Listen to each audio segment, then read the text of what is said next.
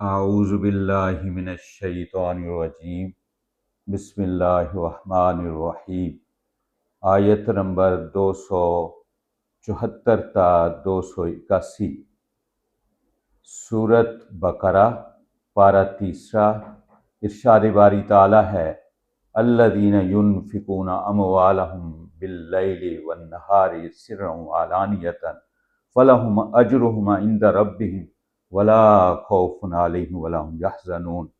جو لوگ اپنے مال خرچ کرتے ہیں رات دن، خفیہ اعلانیہ، ان کے لیے اجر ہے ان کے رب کے پاس، ان پر کوئی خوف نہیں ہوگا، کوئی وہ غمگین نہیں ہوں گے۔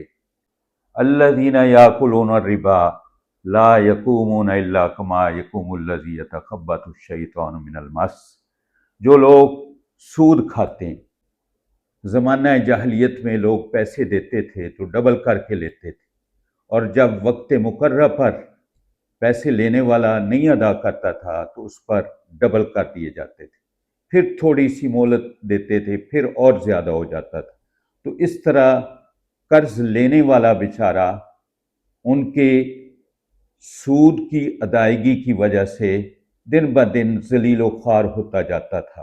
یہ بنی اسرائیل میں بھی حرام تھا، اور زمانہ جاہلیت میں اس کا رواج عام ہوا تو اللہ کے نبی تشریف لائے تو قرآن نے قیامت تک کے لیے حرام کر دیا ہے۔ اور زیادہ تر جو آج کل معاملات سودی ہیں اسی تناظر میں ہیں۔ یہ لین دین، ایک طرف پیسہ ہے، دوسری طرف اس کا اضافہ ہے، اور اس کی وضاحت اللہ کے نبی نے فرمائی ہے کہ 6 چیزیں جب بھی وہ ان کا کوئی کاروبار کرو تو برابر برابر ہونی چاہیے۔ سونا ہے، چاندی ہے، گندم ہے، جو ہیں، انگور ہیں، اور اسی طرح کھجوریں ہیں۔ الذین یاکلون الربا لا یقومون الا کما یقوم الذی یتخبطہ الشیطان من المس۔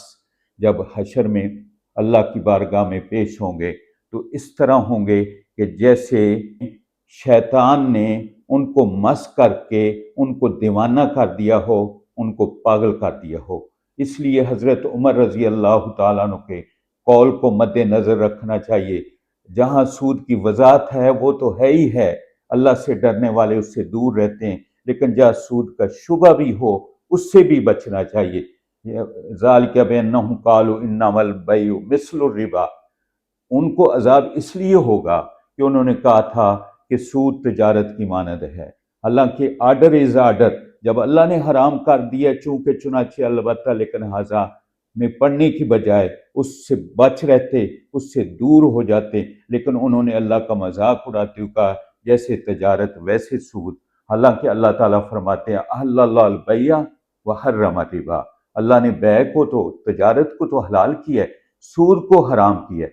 فمن جاءہ موعظۃ من ربہ فانتہی فلہ ما سلف۔ اور جس کے پاس اللہ کا حکم آیا اور وہ سودی معاملہ سے بچ گیا، اس کو اللہ تعالیٰ پہلے والا جو سود اس نے لیا تھا اس آیت کے نازل ہونے سے پہلے اللہ تعالیٰ اس کو معاف کر دیں گے۔ وَأَمْرُهُ إِلَى اللَّهِ، اور اس کا معاملہ اللہ کے پاس ہے۔ وَمَنْ عَادَ فَأُولَٰئِكَ أَصْحَابُ النَّارِ هُمْ فِيهَا خَالِدُونَ۔ اور جو پھر اللہ کے حکم کو توڑ کر اس حرام کاری میں مبتلا ہو گیا، اللہ تعالیٰ فرماتے ہیں وَمَنْ عَادَ فَأُولَٰئِكَ أَصْحَابُ النَّارِ۔ جو سود نہیں چھوڑتا ہے، سودی کاروبار کرتا ہے، سودی لین دین میں مشغول ہو گیا ہے، اولئک اصحاب النار، ایسے لوگ جہنمی ہیں، ہم فیہا خالدون، اس میں ہمیشہ رہیں گے۔ یمحق اللہ الربا ویربی الصدقات۔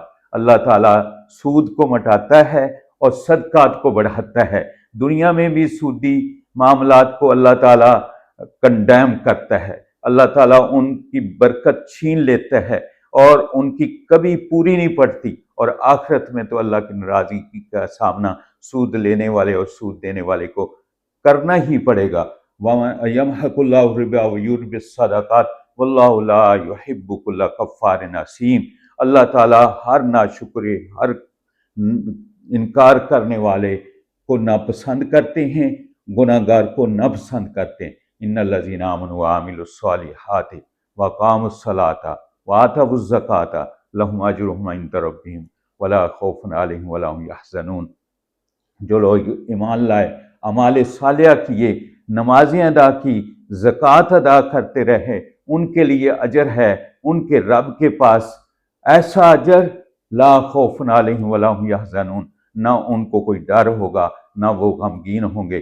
یا ایھا الذین آمنوا اتقوا اللہ وذروا ما بقی من الربا ان کنتم مؤمنین، اے ایمان والو ڈرو اللہ سے اور چھوڑ دو ما بقی من الربا، جو سود لے رہے تھے تم اس کو، ما بقی من الربا فَإِن لَّمْ تَفْعَلُوا فَأَذَنُوا بِحَرْبٍ مِّنَ اللَّهِ وَرَسُولِهِ وَإِن تُبْتُمْ فَلَكُمْ رُءُوسُ أَمْوَالِكُمْ لَا تَظْلِمُونَ وَلَا تُظْلَمُونَ، اور اگر تم سودی کاروبار سے باز نہیں آتے تو پھر اعلان جنگ ہے اللہ تعالیٰ کے ساتھ اور اس کے نبی کے ساتھ۔ اللہ اپنے نبی کے ذریعے اور اپنے نبی کے پیروکاروں کے ذریعے تو تم پر جہاد مسلط کر دے گا، اور پھر نہ تم رہو گے نہ تمہارا مال رہے گا، اور اگر تم توبہ طیب ہو جاتے ہو سود سے فَلَكُمْ رُءُوسُ أَمْوَالِكُمْ لَا تَظْلِمُونَ وَلَا تُظْلَمُونَ، راس المال تو پھر تمہارا ہے ہی ہے، وہ لے لو۔ وہ کسی سے لینا ہے وہ دینے والا کام نہ کرے، اور اگر آپ نے راس المال دینا ہے تو آپ اس کی ادائیگی میں کوئی کمی بیشی نہ کریں۔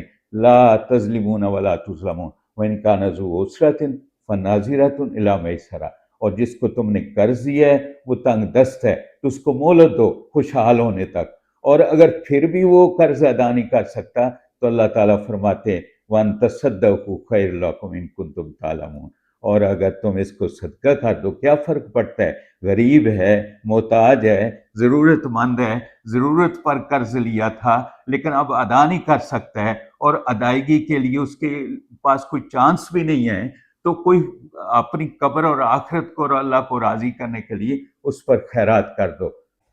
وَأَن تَصَدَّقُوا خَيْرٌ لَكُمْ إِن كُنتُمْ تَعْلَمُونَ، اور اگر تم خیرات کر دو اس پر تو یہ تمہارے لیے اللہ کہہ رہا ہے بہت بہتر ہے، ان کنتم تعلمون، اگر تم جانتے ہو۔ اللہ تعالیٰ پتہ نہیں کتنے گناہ آپ کے مال و دولت میں اضافہ کر دے گا ایک انسان کے ساتھ بھلائی کرنے پر، اللہ کتنا راضی ہو رہا ہے عرش بری پر، اور آخرت میں کتنے بڑے اس پر انعام ملیں گے۔ وَاتَّقُوا يَوْمًا تُرْجَعُونَ فِيهِ إِلَى اللَّهِ، ڈرو اللہ سے اور اس دن سے کہ جس وقت تم اللہ کے سامنے حاضر ہو جاؤ گے۔ وَاتَّقُوا يَوْمًا تُرْجَعُونَ فِيهِ إِلَى اللَّهِ وَهُمْ لَا يُظْلَمُونَ، پھر وہ تمہیں ملے گا جو تم نے کمایا۔ اس طرح کی نیکی تو اصل کام آئیں گی اور تم پر ظلم نہیں کیا جائے گا۔